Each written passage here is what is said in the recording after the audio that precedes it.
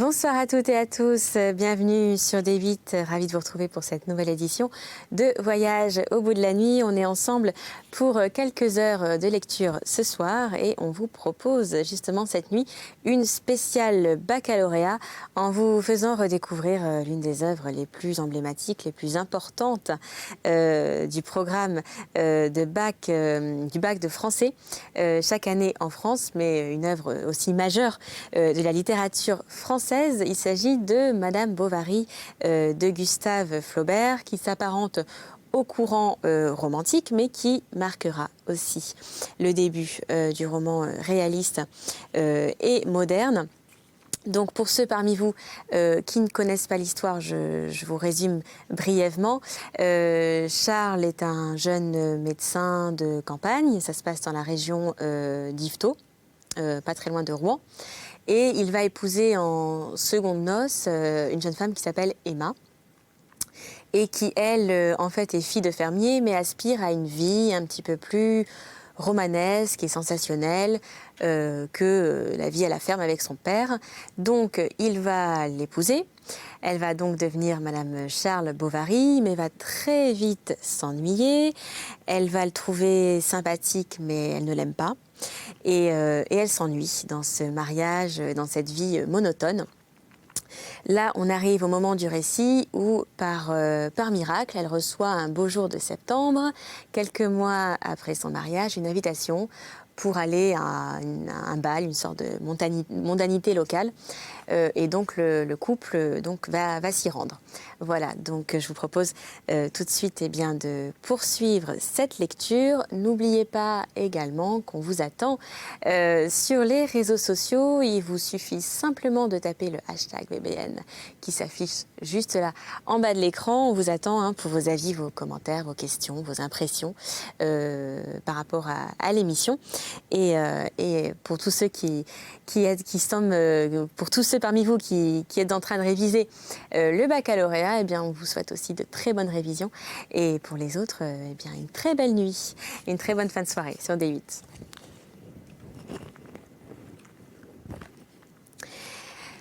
Le château de construction moderne à l'italienne, avec 2 ailes avançant et 3 perrons, se déployait au bas d'une immense pelouse où paissaient quelques vaches entre des bouquets de grands arbres espacés, tandis que des bannettes, arbustes, rhododendrons, seringas et boules de neige bombaient leurs touffes de verdure inégale sur la ligne courbe du chemin sablé. Une rivière passait sous un pont, à travers la brume. On distinguait des bâtiments à toit de chaume, éparpillés dans la prairie. Que bordaient en pente douce 2 coteaux couverts de bois, et par derrière, dans les massifs, se tenaient sur 2 lignes parallèles les remises et les écuries, restes conservés de l'ancien château démoli. Le boc de Charles s'arrêta devant le perron, du milieu. Des domestiques parurent. Le marquis s'avança et, offrant son bras à la femme du médecin, l'introduisit dans le vestibule. Il était pavé de dalles en marbre, très haut, et le bruit des pas avec celui des voix y retentissait comme dans une église. En face, montait un escalier droit et à gauche, une galerie donnant sur le jardin conduisait à la salle de billard dont on entendait dès la porte caramboler les boules d'ivoire. Comme elle l'a traversée pour aller au salon, Emma vit autour du jeu des hommes à figure grave. Le menton posé sur de hautes cravates, décorés tous, et qui souriaient silencieusement en poussant leur queue. Sur la boiserie sombre du lambris, de grands cadres dorés portaient au bas de leur bordure des noms écrits en lettres noires. Elle lut Jean-Antoine d'Andervilliers d'Yverbonville, comte de la Vaubyessard et baron de la Fresnay, tué à la bataille de Coutras le 20 octobre 1857. Et sur un autre, Jean-Antoine-Henri Guy d'Andervilliers, de la Vaubyessard, amiral de France et chevalier de l'ordre de Saint-Michel, blessé au combat de la Hougue-Saint-Va le 29 mai 1692, mort à la Vaubyessard le 23 janvier 1963. Puis on distinguait à peine ceux qui suivaient, car la lumière des lampes, rabattue sur le tapis vert du billard, laissait flotter une ombre dans l'appartement. Brunissant les toiles horizontales, elle se brisait contre elle en arêtes fines. Selon les craquelures du vernis et de toutes ces grands carrés noirs bordés d'or, sortaient çà et là quelques portions plus claires de la peinture. Un front pâle, deux yeux qui vous regardaient, des perruques se déroulant sur l'épaule poudrée, des habits rouges, ou bien la boucle d'une jarretière du haut au haut d'un mollet rebondi. Le marquis ouvrit la porte du salon. Une des dames se leva, la marquise elle-même, vint à la rencontre d'Emma. Elle la fit s'asseoir près d'elle, sur une causeuse où elle se mit à lui parler amicalement comme si elle la connaissait depuis longtemps. C'était une femme de la quarantaine environ, à belles épaules, à nez busqué, à la voix traînante, portant ce soir-là sur ses cheveux châtains un simple fichu de guipure qui retombait par derrière en triangle. Une jeune personne blonde se tenait à côté, dans une chaise à dossier long, et des messieurs qui avaient une petite fleur à la boutonnière de leur habit causaient avec les dames tout autour de la cheminée. À 7 heures, on servit le dîner. Les hommes, plus nombreux, s'assirent à la première table dans le vestibule et les dames à la seconde dans la salle à manger avec le marquis et la marquise. Emma se sentit, en entrant, enveloppée par un air chaud. Mélange de parfums de fleurs et du beau linge, du fumé des viandes et de l'odeur des truffes. Les bougies des candélabres allongeaient des flammes sur les cloches d'argent. Les cristaux à facettes, couverts d'une buée mate, se renvoyaient des rayons pâles. Des bouquets étaient en ligne sur toute la longueur de la table, et dans les assiettes à large bordure, les serviettes, arrangées en manière de bonnet d'évêque, tenaient, entre le bâillement de leurs plis, chacune un petit pain de forme ovale. Les pattes rouges des homards dépassaient les plats. De gros fruits dans les orteils à jour s'étageaient sur la mousse. Les cailles avaient leurs plumes défumées montées et en bas de soie, en culotte courte, en cravate blanche, en jabot, grave comme un juge, le maître d'hôtel, passant entre les épaules des convives, les plats tout découpés, faisait d'un coup de sa cuillère sauter pour vous le morceau qu'on choisissait. Sur le grand poêle de porcelaine à baguette de cuivre, une statue de femme drapée jusqu'au menton regardait immobile la salle pleine de monde. Madame Bovary remarqua que plusieurs dames n'avaient pas mis leurs gants dans leurs verres. Cependant, au haut bout de la table, seule parmi toutes ces femmes, courbée sur son assiette remplie et la serviette nouée dans le dos comme un enfant, un vieillard mangeait, laissant tomber dans sa bouche des gouttes de sauce. Il avait les yeux éraillés, portait une petite queue enroulée d'un ruban noir. C'était le beau-père du marquis, le vieux duc de la Verdière, l'ancien favori du comte d'Artois. Dans le temps des parties de chasse au Vaudreuil, chez le marquis de Conflans, et qui avait été, disait-on, l'amant de la reine Marie-Antoinette, entre messieurs de Coigny et de Lauzun. Il avait mené une vie bruyante de débauche, pleine de duels, de paris, de femmes enlevées, avait dévoré sa fortune et effrayé toute sa famille. Un domestique derrière sa chaise lui nommait tout haut, dans l'oreille, les plats qu'il désignait du doigt en bégayant.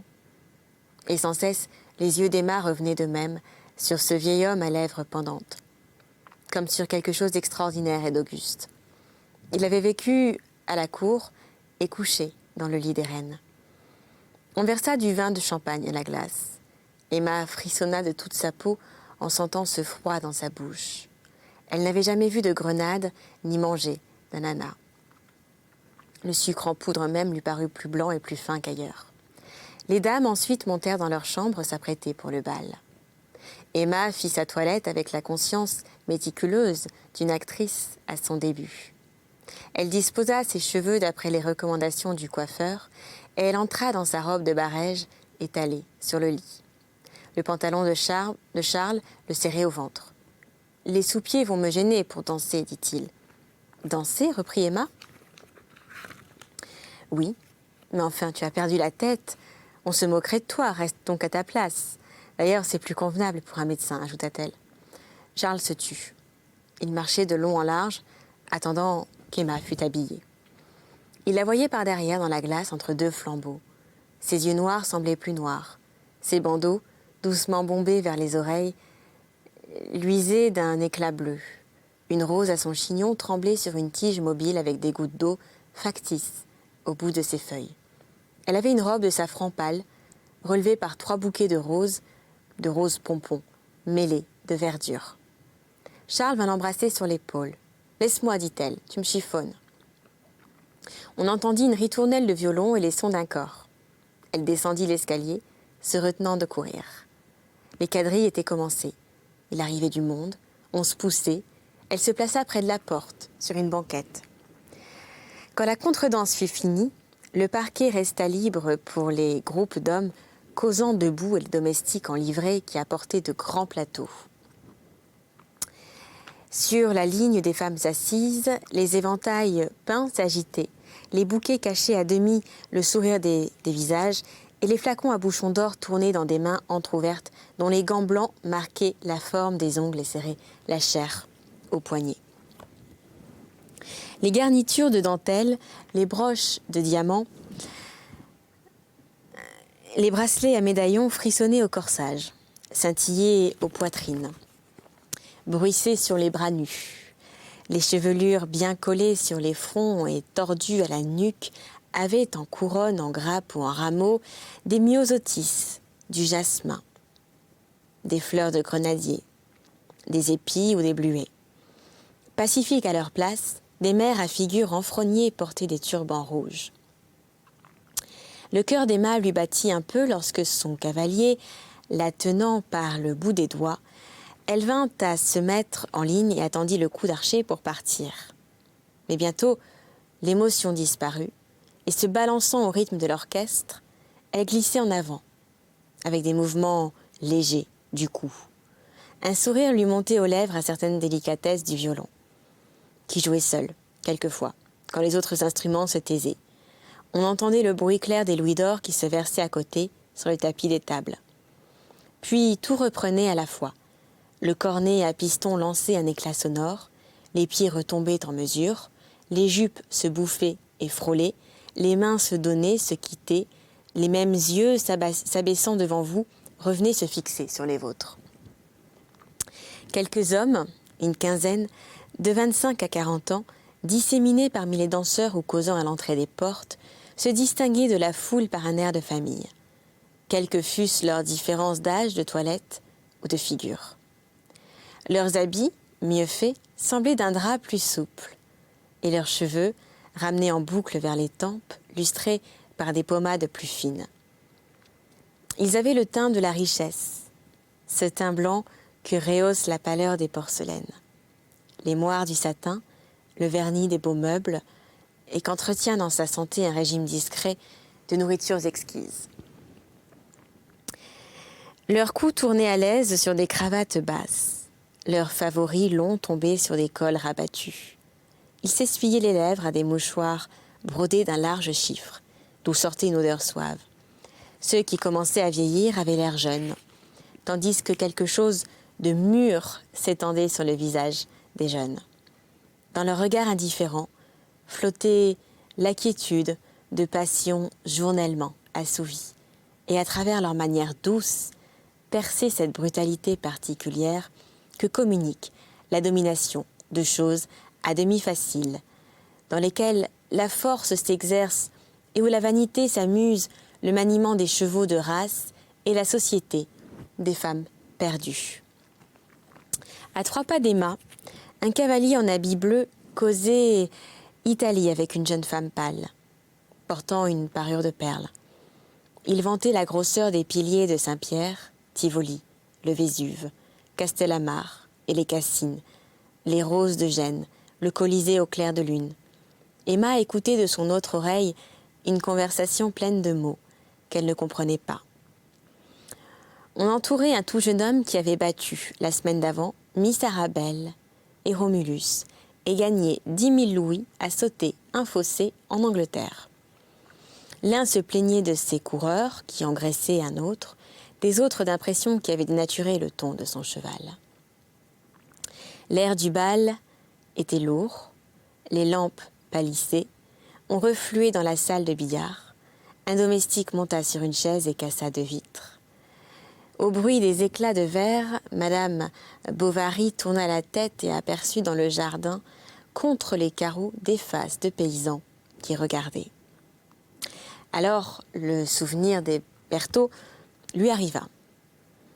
Elle revit la ferme, la mare bourbeuse, son père en blouse, sous les pommiers. Elle se revit elle-même comme autrefois, écrémant avec son doigt les terrines de lait dans la laiterie. Mais aux fulgurations de l'heure présente, sa vie passée, si nette jusqu'alors, s'évanouissait tout entière et elle doutait presque de l'avoir vécue. Elle était là, puis autour du bal, il n'y avait plus que de l'ombre étalée sur tout le reste. Elle mangeait alors une glace au marasquin qu'elle tenait de la main gauche, dans une coquille de vermeil, et fermait à demi les yeux, la cuillère entre les dents. Une dame près d'elle laissa tomber son éventail. Un danseur passait. « Que vous seriez bon, monsieur, dit la dame, de vouloir bien ramasser mon éventail qui est derrière ce canapé. » Le monsieur s'inclina. Pendant qu'il faisait le mouvement d'étendre son bras, Emma vit la main de la jeune dame qui jetait dans son chapeau quelque chose de blanc, plié en triangle. Le monsieur, ramenant l'éventail, l'offrit à la dame, respectueusement. Elle le remercia d'un signe de tête et se mit à respirer son bouquet. Après le souper, où il y eut beaucoup de vin d'Espagne et de vin du Rhin, des potages à la bisque et au lait d'amande, des puddings à la Trafalgar et toutes sortes de viandes froides avec des gelées alentour qui tremblaient dans les plats. Les voitures, les unes après les autres, commencèrent à s'en aller. En écartant du loin le rideau de mousseline, on voyait glisser dans l'ombre la lumière de leurs lanternes. Les banquettes s'éclaircirent. Quelques joueurs restaient encore. Les musiciens rafraîchissaient sur leur langue le bout de leurs doigts. Charles dormait à demi, le dos appuyé contre une porte. À 3 heures du matin, le cotillon commença. Emma ne savait pas valser. Tout le monde valsait. Mademoiselle d'Andervilliers elle-même et la marquise. Il n'y avait plus que les hôtes du château, une douzaine de personnes à peu près. Cependant, un des valseurs qu'on appelait familièrement vicomte, et dont le gilet très ouvert semblait mouler sur la poitrine, vint une seconde fois encore inviter Madame Bovary, l'assurant qu'il la guiderait et qu'elle s'en tirerait bien. Ils commencèrent lentement, puis allèrent plus vite. Ils tournaient. Tout tournait autour d'eux. Les lampes, les meubles, les lambris, le parquet, comme un disque sur un pivot. En passant auprès des portes, la robe d'Emma par le bas s'ériflait au pantalon. Leurs jambes entraient l'une dans l'autre. Il baissait ses regards vers elle levait les siens vers lui. Une torpeur la prenait, elle s'arrêta. Ils repartirent et d'un mouvement plus rapide, le vicomte l'entraînant disparut avec elle jusqu'au bout de la galerie où, haletante, elle faillit tomber et en un instant s'appuya la tête sur sa poitrine. Et puis, tournant toujours mais plus doucement, il la reconduisit à sa place. Elle se renversa contre la muraille et mit la main devant ses yeux. Quand elle les rouvrit, au milieu du salon, une dame assise sur un tabouret devant elle, 3 valseurs agenouillés. Elle choisit le vicomte et le violon recommença. On les regardait. Ils passaient et revenaient. Elle, immobile du corps et le menton baissé, et lui, toujours dans la même pose, la taille cambrée, le coude arrondi, la bouche en avant. Elle savait valser, celle-là. Ils continuèrent longtemps, fatiguèrent tous les autres. On causa quelques minutes encore, et après les adieux, ou plutôt le bonjour, les hôtes du château s'allèrent coucher. Charles se traînait à la rampe, les genoux lui rentraient dans le corps. Il avait passé 5 heures de suite, tout debout, devant les tables, à regarder, jouer au whist, sans rien y comprendre. Aussi poussa-t-il un grand soupir de satisfaction lorsqu'il eut retiré ses bottes. Emma mit un châle sur ses épaules, ouvrit la fenêtre et s'accouda. La nuit était noire, quelques gouttes de pluie tombaient. Elle aspira le vent humide qui lui rafraîchissait les paupières. La musique du bal bourdonnait encore dans ses oreilles, et elle faisait des efforts pour se tenir éveillée, afin de prolonger l'illusion de cette vie luxueuse qu'il lui faudrait tout à l'heure abandonner. Le petit jour parut. Elle regarda les fenêtres du château, longuement, tâchant de deviner quelles étaient les chambres de tous ceux qu'elle avait remarqués la veille. Elle aurait voulu savoir leurs existences, y pénétrer, s'y confondre. Mais elle grelottait de froid. Elle se déshabilla, se blottit entre les draps, contre Charles qui dormait. Il y eut beaucoup de monde au déjeuner. Le repas dura 10 minutes. On ne servit aucune liqueur, ce qui étonna le médecin. Ensuite, mademoiselle d'Andervilliers ramassa ses morceaux de brioche dans une bannette pour les porter au cygne sur la pièce d'eau. Et on s'en alla promener dans la serre chaude où des plantes bizarres, hérissées de poils, s'étageaient en pyramide sous des vases suspendus, qui, pareils à des nids de serpents trop pleins, laissaient retomber de leurs bords de longs cordons verts entrelacés. L'orangerie que l'on trouvait au bout menait à couvert jusqu'au commun du château. Le marquis, pour amuser la jeune femme, la mena voir les écuries. Au-dessus des râteliers en forme de corbeille, des plaques de porcelaine portaient en noir le nom des chevaux. Chaque bête s'agitait dans sa stalle quand on passait près d'elle en claquant de la langue. Le plancher de la sellerie luisait à l'œil comme le parquet d'un salon. Le harnais de voiture était dressé dans le milieu sur 2 colonnes tournantes et les mors, les fouets, les étriers, les gourmettes rangées en ligne tout le long de la muraille. Charles, cependant, alla prier un domestique d'atteler son boc. On l'amena devant le perron et tous les paquets y étant fourrés. Les époux Bovary firent leur politesse au marquis et à la marquise et repartirent pour toast. Emma, silencieuse, regardait tourner les roues. Charles, posé sur le bord extrême de la banquette, conduisait les 2 bras écartés le petit cheval trotté lambe dans les brancards qui étaient trop larges pour lui. Les guides molles battaient sous sa croupe en s'y trempant d'écume. Et la boîte ficelée derrière le boc donnait contre la caisse de grands coups réguliers. Ils étaient sur les hauteurs de Thibourville, lorsque, devant eux, tout à coup, des cavaliers passèrent en riant, avec des cigares à la bouche. Emma crut reconnaître le vicomte. Elle se détourna et n'aperçut à l'horizon que le mouvement des têtes s'abaissant et montant, selon la cadence inégale du trot ou du galop. Un quart d'heure de lieue plus loin, il fallut s'arrêter pour accommoder avec de la corde le reculement qui était rompu. Mais Charles, donnant au harnais un dernier coup d'œil, vit quelque chose par terre entre les jambes de son cheval. Il ramassa un porte-cigare, tout bordé de soie verte et blasonné à son milieu comme la portière d'un carrosse. « Il y a même 2 cigares dedans, dit-il. Ce sera pour le dîner, ce soir après dîner. »« Mais tu fumes donc, dit-elle. »« Quelquefois, quand l'occasion se présente. » Il mit sa trouvaille dans sa poche et fouetta le bidet. Quand ils arrivèrent chez eux, le dîner n'était point prêt. Madame s'emporta. Nastasie répondit insolemment « Partez, dit Emma. C'est se moquer, je vous chasse. » Il y avait pour dîner de la soupe à l'oignon avec un morceau de veau à l'oseille.